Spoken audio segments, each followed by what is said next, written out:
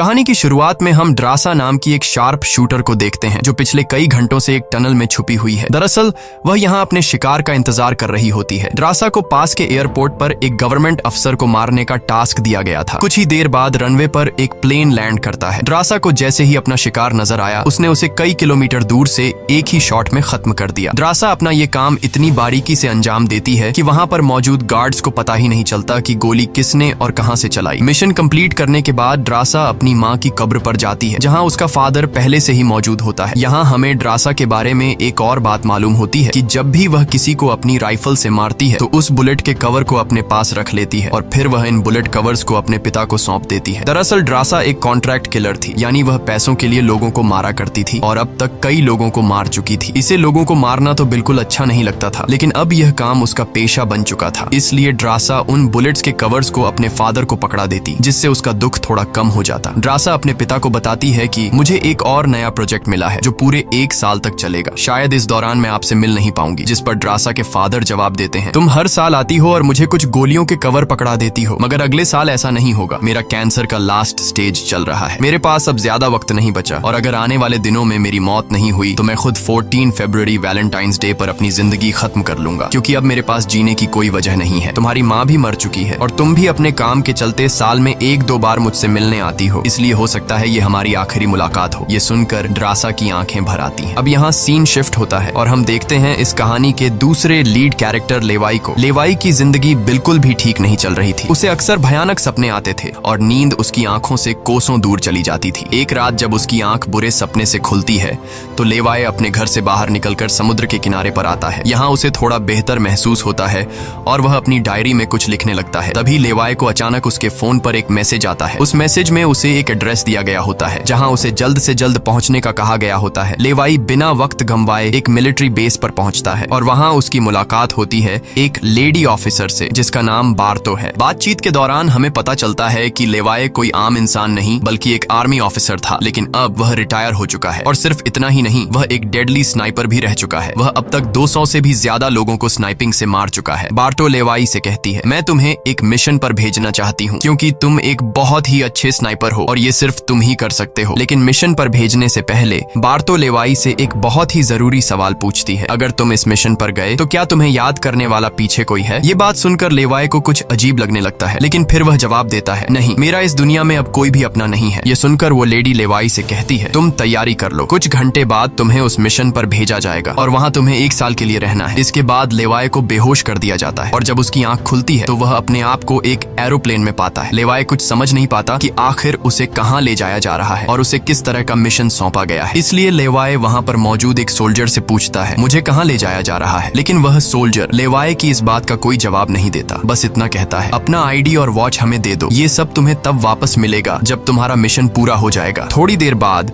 वो सोल्जर उसे बताता है, अब तुम्हारा प्लेन से उतरने का वक्त आ चुका है। कुछ ही मिनटों में हम नो फ्लाइंग जोन एरिया में एंटर करने वाले हैं। यहाँ से आगे जाने की हमें परमिशन नहीं है। बस वह सिर्फ इतना बताता है कि नीचे उतरने के बाद तुम्हें अकेले 32 किलोमीटर नॉर्थ की तरफ पैदल जाना होगा, तब तुम अपनी मिशन वाली जगह पर पहुंच जाओगे। लेकिन लेवाई के दिमाग में अब भी एक ही बात चल रही थी। वो फिर से उस सोल्जर से पूछता है, आखिर हम जा कहाँ रहे हैं? इस पर सोल्जर जवाब देता है, मुझे इस सवाल का जवाब देने का परमिशन नहीं है। मेरी वर्दी में एक माइक्रोफोन लगा हुआ है। अगर मैंने तुम्हें इस जगह के बारे में बताया तो मुझे नौकरी से निकाला जा सकता है या फिर मारा भी जा सकता है। यह बात सुनकर लेवाई के गले में सांसें अटक जाती हैं। इसके बाद उसे एक पैराशूट दिया जाता है और प्लेन का दरवाजा खुलते ही लेवाई कूद जाता है और सेफली लैंडिंग करता है। लेकिन असली गेम तो अब शुरू होता है। 32 किलोमीटर की दूरी उसे पैदल तय करनी थी। लेवाई को पैदल चलते चलते 2 दिन बीत जाते हैं और 2 दिनों का लंबा सफर तय करने के बाद फाइनली वो उस जगह पर पहुंच जाता है। वो देखता है कि ये एक बहुत ही सुनसान इलाका है जहां इंसान तो दूर बल्कि उससे परिंदे भी नहीं दिखाई देते। तभी उसकी मुलाकात जेडी नाम के एक आदमी से होती है। जेडी 1 साल तक यहाँ मिशन पर था, अब उसकी ड्यूटी खत्म हो चुकी है, इसलिए अब लेवाई उसकी जगह संभालेगा। जेडी लेवाई को एक वॉच टावर की तरफ ले जाता है। टावर के टॉप पर पहुंचने के बाद लेवाई को अब भी समझ नहीं आ रहा था कि उसे यहाँ क्या काम करना है। यही सवाल जब वो जेडी से पूछता है तो जेडी जवाब देता है, यहाँ एक बहुत ही गहरी खाई है जिसे गॉर्ज नाम दिया गया है। ये एक बहुत ही मिस्टीरियस और गहरी खाई है जिसके बॉटम तक आज तक कोई भी नहीं पहुंच पाया। तुम्हारा काम बहुत ही सिंपल है, तुम्हें इस खाई की पहरेदारी करनी है। इसके बाद वो लेवाई को यहाँ के स्ट्रिक्ट रूल्स बताता है। वह कहता है, तुम यहाँ से बाहर महीने में एक ही बार हेडक्वार्टर फोन कर सकते हो, चाहे कुछ भी हो जाए। तुम बाहर की दुनिया से जुड़ने की उम्मीद मत रखना। ये टावर, जिसे हम वेस्ट टावर कहते हैं, इसके ठीक सामने ईस्ट टावर है, वह रशिया का है। वहाँ भी एक गार्ड अपनी ड्यूटी निभा रहा है, लेकिन तुम दोनों के बीच कोई भी कॉन्टैक्ट अलाउ नहीं है। तुम्हें सिर्फ अपनी ड्यूटी पर ध्यान देना है और हाँ, आने वाले खतरे के लिए हर वक्त तैयार रहना, क्योंकि यहाँ तुम पर किसी भी वक्त हमला किया जा सकता है। यहाँ ऑटोमेटिक गन्स और नीचे ढेर सारे लैंड माइन्स लगाए हुए हैं। अगर ऑटोमेटिक गन्स में गोलियां खत्म हो जाए तो उसे हमेशा रिलोड रखना, क्योंकि हमले के दौरान ऑटोमेटिक गन्स तुम्हारी बहुत काम आएगी। और आखिरी बात, अगर तुम्हें कभी भी यहाँ तेज सायरन की आवाज सुनाई देने लगे तो तुम बिना सोचे समझे यहाँ से भाग जाना। जेडी कहता है, मुझे भी नहीं पता कि ऐसा क्यों बोला गया है, लेकिन मुझे जो पिछले ड्यूटी वर्कर ने बताया था वही मैं तुम्हें बता रहा हूँ। लेवाई उसकी सारी बातें अच्छी तरह से सुन लेता है, पर उसका सवाल एक ही था। वह पूछता है, आखिर यहाँ ऐसा क्या है जिसके लिए इतनी स्ट्रिक्ट सिक्योरिटी लगाई गई है? तभी जेडी एक ग्रेनेड निकालता है और इस ग्रेनेड को उस गहरी खाई में फेंक देता है। ग्रेनेड जैसे ही खाई की गहराइयों में धमाका करता है, वहाँ से एक अजीब भयानक आवाज गूंजने लगती है। वो आवाज किसी इंसान की बिल्कुल भी नहीं थी, वो किसी ऐसी चीज की थी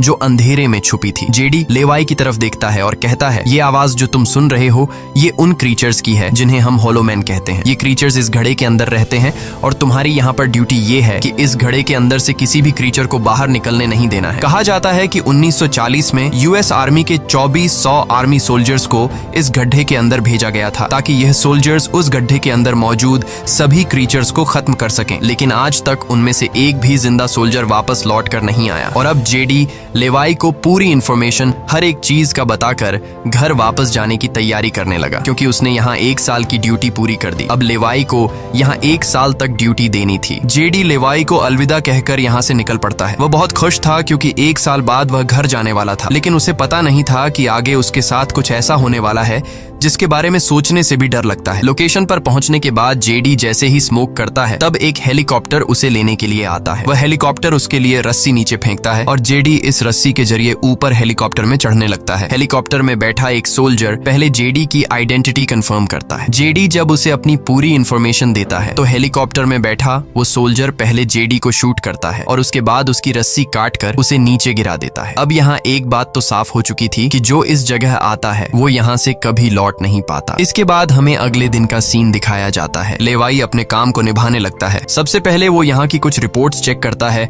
और जिन ऑटोमेटिक गन्स में गोलियां खत्म होती हैं उन्हें रीलोड करता है। इसी तरह से दिन गुजरते हैं और फिर 1 महीना। अब लेवाई को ये जगह बोरिंग फील होने लगी। वो सोचता है कि क्या 1 साल तक यहाँ बस अकेले ही रहना है, न किसी से बातचीत और न ही कोई एंटरटेनमेंट। इसीलिए टाइम पास करने के लिए वो अलमारी में रखी किताबें पढ़ने का सोचता है। जब वो अलमारी से किताबें निकालता है तो अचानक उसकी नजर अलमारी के पीछे की दीवार पर पड़ती है। उस दीवार पर कुछ नोट्स लिखे होते हैं। ये उन सभी लोगों के नोट्स थे जो इससे पहले इस टावर में अपनी ड्यूटी कर चुके थे। हर नोट में डर, अकेलापन और होलोमैन के खतरों का जिक्र था। एक दिन लेवाई को वेस्ट टावर से मशीन चलने की आवाज आती है। लेवाई जल्दी से अपने टेलीस्कोप से दूर से ईस्ट टावर को देखने की कोशिश करता है और तभी उसे एक लड़की दिखाई देती है और ये लड़की कोई और नहीं बल्कि ड्रासा होती है, जो कि उसकी अच्छी स्नाइपिंग की वजह से उसे इस टावर पर ड्यूटी दे दी गई थी। ड्रासा की खूबसूरती देखते ही लेवाई की नजरें उस पर जम जाती हैं, लेकिन लेवाई उससे बात नहीं कर पाता क्योंकि ऐसा करना रूल्स की खिलाफ वर्जी थी और ड्रासा को भी वेस्ट टावर में बैठे लेवाई के बारे में पता चल चुका था। अब इसी तरह से दिन गुजरते हैं और ये दोनों सोचते हैं कि क्या हमें एक दूसरे से बात करनी चाहिए या नहीं। कुछ दिन बाद ड्रासा का जन्मदिन आता है। अकेलेपन में घिरी हुई ड्रासा को लगता है कि उसे किसी से बात करनी चाहिए। वो लेवाई से बात करने की कोशिश करती है। ड्रासा एक व्हाइट बोर्ड के जरिए लेवाई से पूछती है, तुम्हारा नाम क्या है? इस पर लेवाई को रूल्स याद आते हुए कहता है कि नाम बताना अलाउड नहीं है, लेकिन ड्रासा मुस्कुराते हुए अपना नाम बताती है, मेरा नाम ड्रासा है। लेवाई भी ज्यादा न सोचते हुए अपना नाम बता देता है। ड्रासा बताती है कि आज मेरा बर्थडे है और ड्रासा अपने बर्थडे को सेलिब्रेट करते हुए डांस करने लगती है। ड्रासा लेवाई से पूछती है, क्या तुम्हें डांस करना आता है? लेवाई बताता है, नहीं, मुझे डांस करना बिल्कुल भी नहीं आता। जिस पर ड्रासा पूछती है, तो फिर तुम्हें क्या करना आता है? लेवाई जवाब देते हुए बोर्ड पर लिखता है, मैं शूटिंग थोड़ी बहुत अच्छी कर लेता हूँ। यहाँ ट्रासा उसकी शूटिंग स्किल्स चेक करने के लिए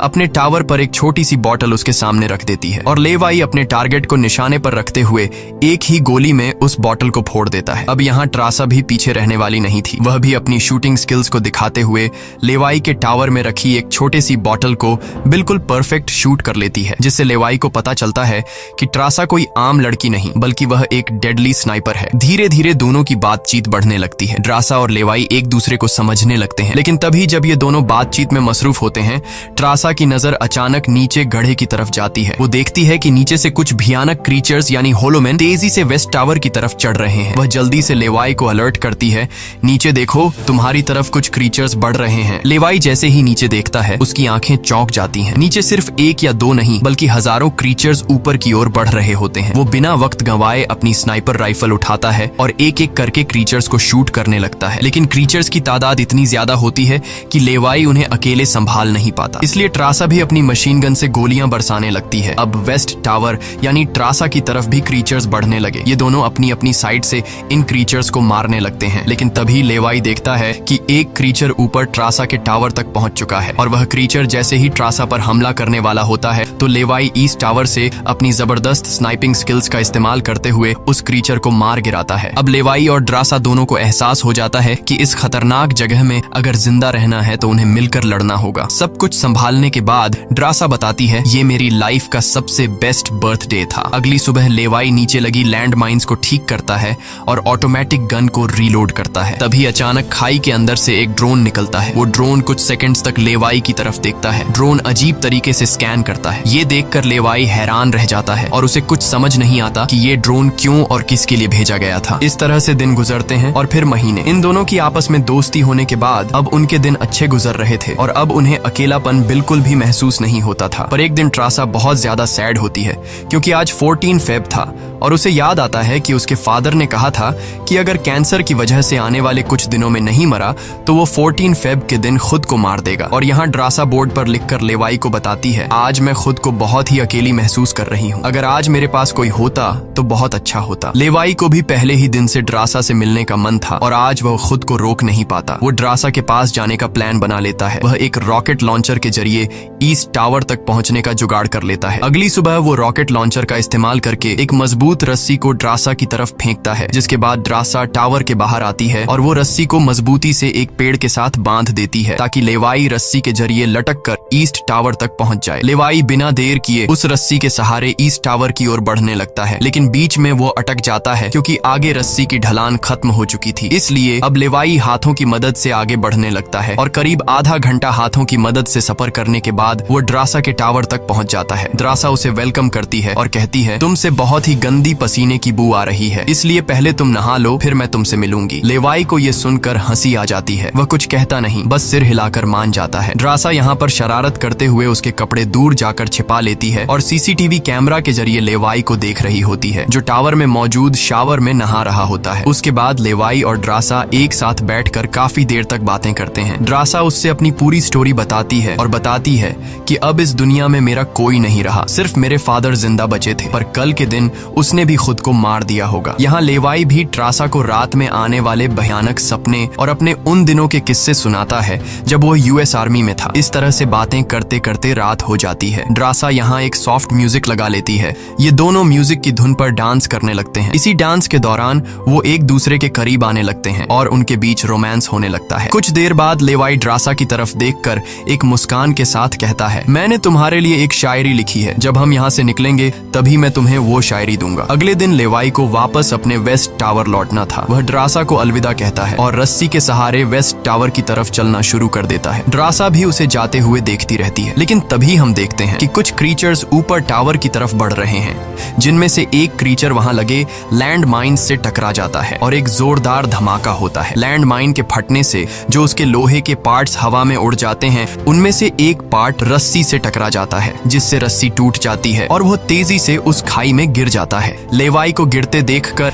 ट्रासा बिना सोचे समझे अपना पैराशूट उठाकर वह भी उस खाई में कूद जाती है। खाई की गहराई में गिरने के बाद द्रासा पानी की तेज बहाव वाली नदी में बहने लगती है। वह किसी तरह करके नदी से बाहर निकलकर किनारे तक पहुंच जाती है। दूसरी तरफ लेवाई की किस्मत अच्छी होती है कि वो एक बड़े से पेड़ पर गिरकर लटक चुका था। इतनी ऊंचाई से गिरने के बाद उसे चोटें तो काफी सारी आ जाती हैं, पर उसकी जान बच जाती है। जैसे ही उसकी आंखें खुलती हैं, वो देखता है कि एक बड़ा कीड़ा उस पर हमला करने के लिए बढ़ रहा है। वो खुद को बचाने की कोशिश करता है, पर तभी पेड़ की लकड़ी टूट जाती है और लेवाई नीचे पेड़ की जड़ों पर गिर जाता है। नीचे गिरते ही पेड़ की जड़ों ने उसे अपनी गिरफ्त में लेने लगती है और लेवाई को जकड़ लेती है। उससे पहले कि ये जड़ें लेवाई को मार देती, वहाँ ट्रासा पहुंच जाती है। वो जल्दी से चाकू निकालकर इन जड़ों को काटने लग जाती है, जिससे लेवाई आजाद हो जाता है। इसके बाद लेवाई और ट्रासा चारों ओर देखने लगते हैं। हर तरफ सन्नाटा और डर का माहौल छाया होता है। तभी अचानक पेड़ों की आड़ से कुछ क्रीचर्स निकलकर उन पर हमला कर देते हैं। यहाँ उनके बीच एक बड़ी फाइट होने लगती है। लेवाई अपनी बंदूक संभालता है और पहली गोली सीधे एक क्रीचर के सर में मारता है। एक के बाद एक दोनों ने मिलकर दोनों क्रीचर्स को खत्म कर दिया। यहाँ लेवाई की नजर क्रीचर की डेड बॉडी पर पड़ती है। वह देखता है कि क्रीचर ने वही आर्मी वर्दी पहन रखी थी जो किसी जमाने में अमेरिकन सोल्जर्स की होती थी। ये देखकर लेवाई के रोंगटे खड़े हो जाते हैं। तभी उसे जेडी की वो बातें याद आती हैं जब उन्होंने बताया था कि 1940 में 2400 सोल्जर्स के एक बड़े ग्रुप को इस खाई में भेजा गया था और वो सैनिक कभी वापस नहीं लौटे थे। उसके बाद लेवाई और ट्रासा एक अजीब भयानक सी जगह पर पहुंच जाते हैं। यहाँ का मंजर किसी बुरे सपने जैसा था। हर तरफ इंसानों के सड़े गले शरीर पड़े थे और सबसे अजीब बात यह थी कि इन शरीरों के अंदर से पेड़ पौधे उग आए थे। ऐसा लग रहा था जैसे कोई जानलेवा वायरस ने इस जगह को अपनी गिरफ्त में ले लिया हो। तभी अचानक पेड़ों के बीच से कुछ हलचल होती है। लेवाई और ट्रासा समझ जाते हैं कि क्रीचर्स एक बार फिर उनका पीछा कर रहे हैं। डर के मारे यह दोनों तेजी से भागने लगते हैं और एक टूटी फूटी चर्च में घुस जाते हैं। दरवाजा बंद करने के बाद सामने उन्हें एक अजीब सा नजारा दिखता है। हर तरफ इंसानों की लाशें पड़ी हुई थीं। उनकी हालत देखकर ऐसा लग रहा था जैसे उन्होंने खुद अपनी जान ले ली हो ताकि इस वायरस से बच सकें। अचानक एक बड़ी मकड़ी ट्रासा के ऊपर कूद पड़ती है और ढेर सारी और भी मकड़ियां निकल आती हैं। ये मकड़ियां साइज में काफी बड़ी होती हैं। जैसे ही स्पाइडर उन पर हमला करता है, लेवाई और ट्रासा मिलकर उसे खत्म कर देते हैं। दूसरी तरफ चर्च का दरवाजा वो क्रीचर तोड़कर अंदर आ जाते हैं। लेवाई और ट्रासा अपनी जान बचाने के लिए उन पर फायरिंग शुरू कर देते हैं और जैसे तैसे करके उनसे अपनी जान छुड़ाकर चर्च से बाहर निकल आते हैं। तभी लेवाई की नजर सामने पहाड़ में बनी एक पुरानी सुरंग पर पड़ती है। वह दोनों फौरन उस सुरंग के अंदर घुस जाते हैं। अंदर जाकर उन्हें पता लगता है कि असल में यह एक पुरानी लैब है। यहाँ हर जगह टूटी फूटी कांच, मशीन्स और पुराने जंग लगे हुए कंटेनर्स पड़े थे। यहाँ लेवाई को एक पुराना डीवीडी कैसेट मिलता है। लेवाई डीवीडी को प्ले करता है और स्क्रीन पर एक लड़की नजर आती है। वह लड़की कहती है कि हम लोग यहाँ एक सीक्रेट केमिकल मिसाइल प्रोजेक्ट पर काम कर रहे थे। हमारे साथ सैकड़ों साइंटिस्ट थे, पर एक दिन यहाँ भूकंप आया। भूकंप के तेज झटके से मिसाइल की केमिकल लीक हो गई। जहरीला केमिकल हवा में मिलने लगा। कुछ ही घंटों में लोग वायरस से इन्फेक्ट होने लगे। वह लड़की अपना पेट दिखाते हुए बताती है कि मैं भी इन्फेक्टेड हूँ। हालांकि हमने मिलिट्री को सब कुछ बताया। हमने उनसे कहा कि इस पूरे इलाके को बॉम्बिंग करके तबाह कर दिया जाए ताकि इन्फेक्शन और फैल न सके, लेकिन उन्होंने हमारी बात नहीं सुनी। इस वीडियो को देखने के बाद लेवाई को वहाँ एक नए जमाने का कंप्यूटर मिलता है। लेवाई को समझ नहीं आता कि इस जगह में आज के दौर का कंप्यूटर कैसे रखा गया है। लेवाई उसे ऑन करता है और उसमें मौजूद जानकारी को देखकर एकदम सुन रह जाता है। उसे डार्क लेक नाम की एक कंपनी के बारे में पता चलता है जो पैरामिलिट्री बनाने का काम करती है। ये कंपनी यहाँ से इन्फेक्टेड लोगों के सैंपल्स इकट्ठा करके अपने कंट्री के सोल्जर्स को सुपर सोल्जर्स में कन्वर्ट करने के लिए उन पर एक्सपेरिमेंट करती है। यही वजह है कि कोई भी देश इस जगह को मिटाना नहीं चाहता। इसके अलावा लेवाई को यह भी पता चलता है कि यह जो खाई है, यहाँ पर एक बहुत ही बड़ा मिसाइल है जिसकी एक्टिवेशन पर जब वो फटेगा तो 4.2 किलोमीटर की लंबाई में सब कुछ मिटा देगा। लेवाई और ट्रासा ये सारा राज समझ जाते हैं। उन्हें पता चल जाता है कि जिस लेडी बार्तो ने उन्हें यहाँ भेजा था वही इस जगह की ओनर है और वो इस जगह का गलत इस्तेमाल कर रही है। और इस जगह को सीक्रेट रखने के लिए लेडी बार्तो हमेशा ऐसे इंसान को यहाँ पर ड्यूटी के लिए चुनती थी जिसका पीछे कोई पूछने वाला नहीं हो, और उस इंसान को यहाँ साल भर ड्यूटी करने के बाद मार दिया जाता, जिस तरह से जेडी को मार दिया गया था ताकि वो बाहर आकर दुनिया को इस जगह के बारे में नहीं बता सके। ये सब जानने के बाद जैसे ही ये दोनों वहाँ से निकलते हैं, तभी एक घुड़सवार क्रीचर ट्रासा को रस्सी से जकड़कर अपने साथ ले जाता है। लेवाई ट्रासा की तलाश में यहाँ वहाँ भटकता है, लेकिन उसे ट्रासा कहीं दिखाई नहीं दे रही थी। तभी लेवाई एक ऐसी जगह पर पहुंचता है जहाँ एक बड़ी मिसाइल रखी हुई थी। ये वही मिसाइल थी जिसके बारे में डार्क लेक कंपनी के कंप्यूटर से लेवाई को जानकारी मिली थी। लेवाई को सब कुछ साफ समझ आ चुका था। असल में वॉच टावर में पहले रह चुके लोग जब यह कहते थे कि अगर सायरन की आवाज सुनाई दे तो जितनी जल्दी हो सके यहाँ से भाग जाना चाहिए, वो दरअसल इस मिसाइल की ही बात कर रहे थे। दूसरी तरफ ट्रासा अब उस क्रीचर के कब्जे में थी। ट्रासा खुद को छुड़ाने की कोशिश करती है और जैसे तैसे करके वो खुद को छुड़ा लेती है। आजाद होते ही ट्रासा और क्रीचर के बीच फाइट छिड़ जाती है। लेवाई भी ट्रासा को ढूंढते ढूंढते वहां पहुंच जाता है और वह भी फौरन क्रीचर पर हमला कर देता है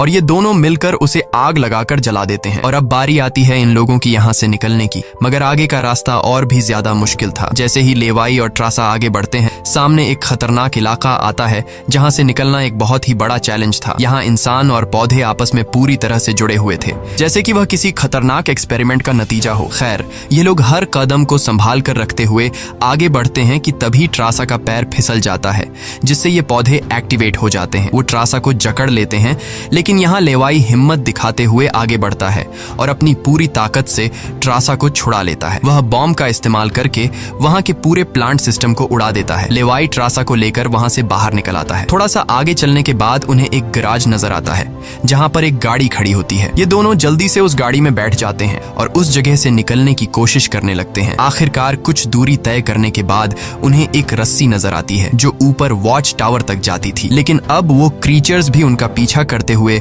वहां तक पहुंच चुके थे। अब यहाँ रस्सी को हाथों से पकड़कर ये लोग अगर ऊपर चढ़ते तो ये क्रीचर्स इन्हें मार देते। इसलिए लेवाई समझदारी से काम लेते हुए जीप को रस्सी से बांधकर ऊपर चढ़ने लगते हैं। ये लोग जीप को इसलिए रस्सी से बांध लेते हैं ताकि ये दोनों जीप में बैठकर उनके हाथ क्रीचर्स के साथ लड़ने के लिए फ्री हों। वो क्रीचर्स उन पर हमला करते हैं और यहाँ उनके बीच एक बड़ी फाइट होती है, लेकिन वो क्रीचर्स तादाद में काफी ज्यादा थे, इसलिए वो इन पर भारी पड़ रहे थे। यहाँ लेवाई के दिमाग में एक आइडिया आता है। वह जीप की पेट्रोल टैंक इन क्रीचर्स पर लीक कर देता है, जिससे निकलने वाले तेल को आग लगाकर उन सभी क्रीचर्स को जला देता है और आखिर में ये लोग उस जीप की रस्सी काट कर उसे नीचे छोड़ देते हैं, जिससे वो सभी क्रीचर्स मारे जाते हैं। इस तरह से ये लोग फाइनली ऊपर चढ़ने में कामयाब हो जाते हैं। अब इन दोनों को पता चल चुका था कि अगर ये दोनों यहाँ साल भर ड्यूटी कर भी लें तब भी आखिर में इन दोनों को मार दिया जाएगा। इसलिए अब ये दोनों एक बड़ा फैसला करते हैं कि अब वो इस जगह की रक्षा नहीं करेंगे, बल्कि इस जगह को तबाह कर देंगे ताकि इनकी तरह कोई दूसरा सोल्जर यहाँ पर न फंस सके और इस जगह का गलत इस्तेमाल बंद हो जाए। ये सब करने के बाद ये दोनों यहाँ से दूर जाकर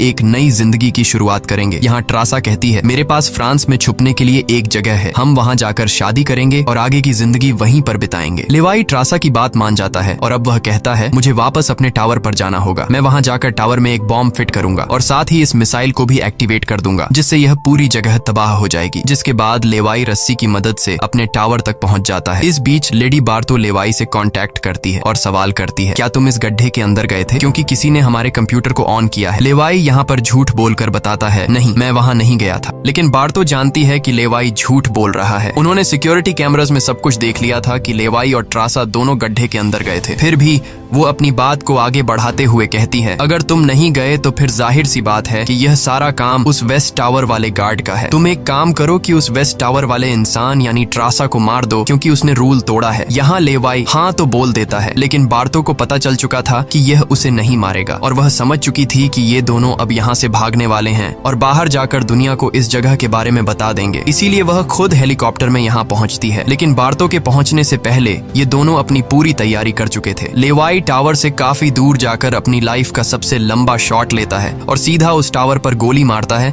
जो सीधा नीचे मिसाइल से कनेक्ट था, जिससे एक तेज सायरन बजने लगता है। अब उनके पास टाइम कम था। ये दोनों तेजी से भागने लगते हैं क्योंकि जब मिसाइल फटेगी तो वह 4.2 किलोमीटर के एरिया को तबाह कर देगी। लेवाई और ट्रासा दोनों पूरी ताकत से जंगल की ओर भागने लगते हैं। ट्रासा अपनी जान बचाते हुए उस जगह से काफी दूर निकल जाती है, लेकिन लेवाई के पैर में चोट आई थी जिससे वह तेज नहीं भाग सकता था। दूसरी तरफ बार्तो को भी यह समझ आ चुका था कि जल्द ही मिसाइल ब्लास्ट होने वाला है। ठीक इसी वक्त मिसाइल एक्टिवेट हो जाती है और एक बहुत ही बड़ा धमाका होता है जिससे पूरी खाई तबाह होने लगती है। ये ब्लास्ट इतना भयानक था कि उसके लपटने और झटके दूर तक फैल गए, जिसमें बार्तो का हेलीकॉप्टर भी उस धमाके की चपेट में आ जाता है और वह वहीं मारी जाती है। ट्रासा ने तो 4.2 किलोमीटर का फासला तय कर लिया था, लेकिन लेवाई उस धमाके की लपेट में आ जाता है और धमाके से आने वाली तेज हवा उसे पानी में गिरा देती है। दूसरी तरफ खाई में सभी क्रीचर्स मारे जाते हैं। अब सिर्फ ट्रासा उस धमाके में जिंदा बच गई थी और वह एक ऊंची जगह पर खड़ी होकर